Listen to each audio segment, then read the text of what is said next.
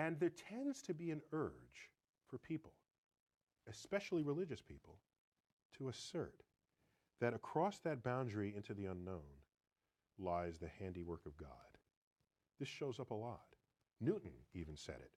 He had his laws of gravity and motion, and he was explaining the moon and the planet. He was there. He doesn't mention God for any of that. And then he gets to the limits of what his equations can calculate. So can't quite figure this out.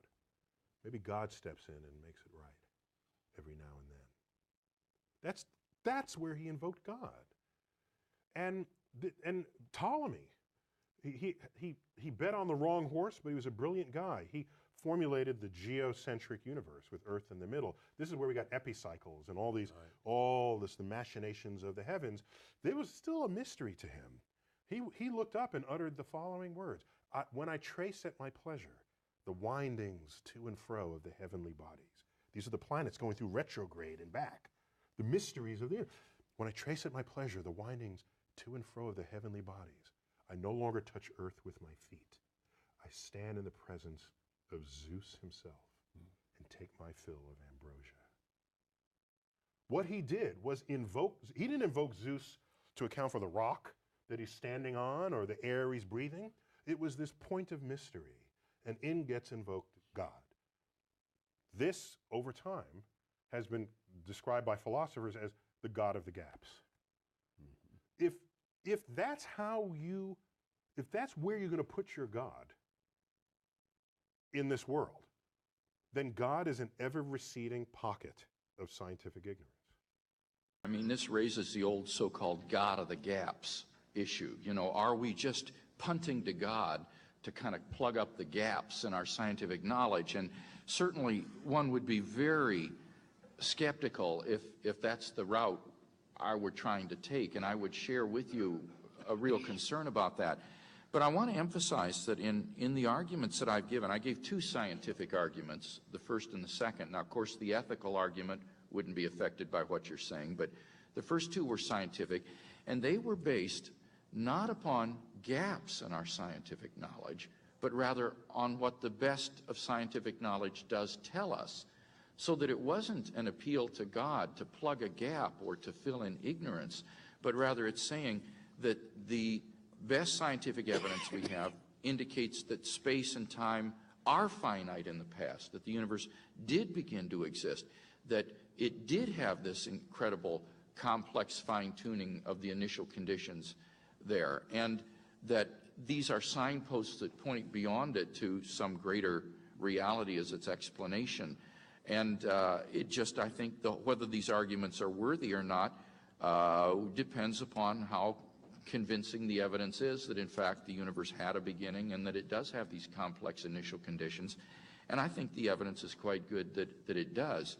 Let me try to get at this another way, too, though, that I think can be helpful, and that is these arguments can also be put in deductive forms so that they're not really appealing to God as an explanatory entity, but rather they're simply deductive arguments. For example, the first argument can be stated in the following way. Premise 1, whatever begins to exist has a cause. Premise 2, the universe began to exist. Therefore, 3, the universe has a cause.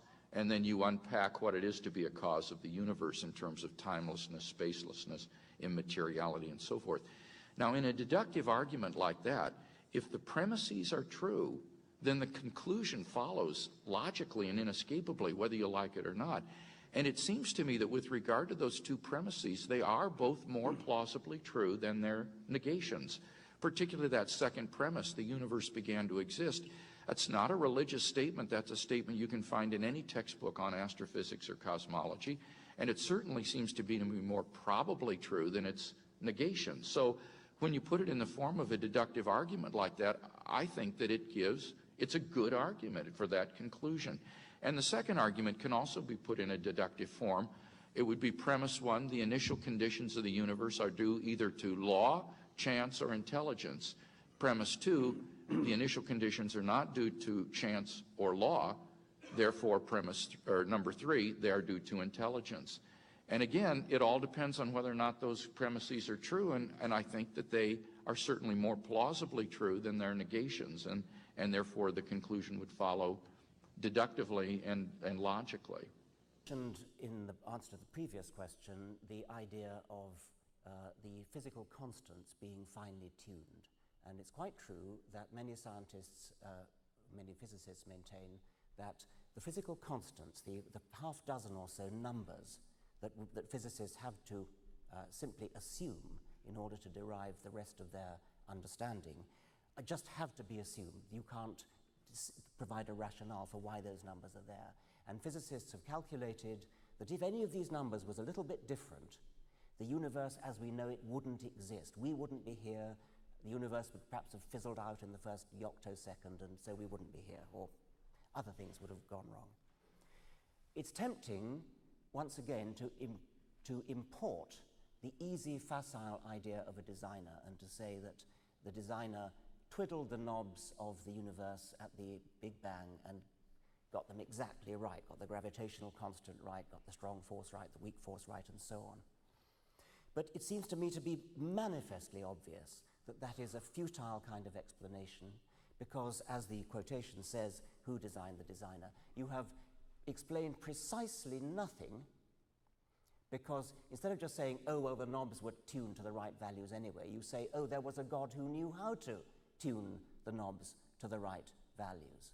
And if you're going to postulate that, then you've, in a sense, sold the pass. This question, who created God, or all right, what is God's cause?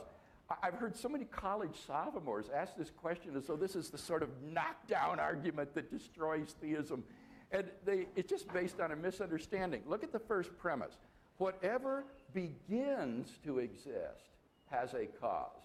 That is to say, something cannot come into being out of nothing. Anything that begins to exist has a cause. But if something exists eternally, if it never comes into being, then it doesn't need a cause.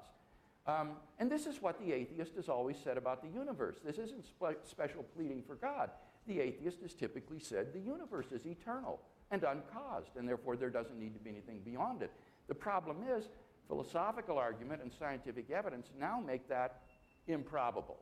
So God, the answer is a timeless being beyond space and time, necessary in his existence, didn't have a beginning, and therefore is the first uncaused cause. So the question is really, what is the cause of the first uncaused cause?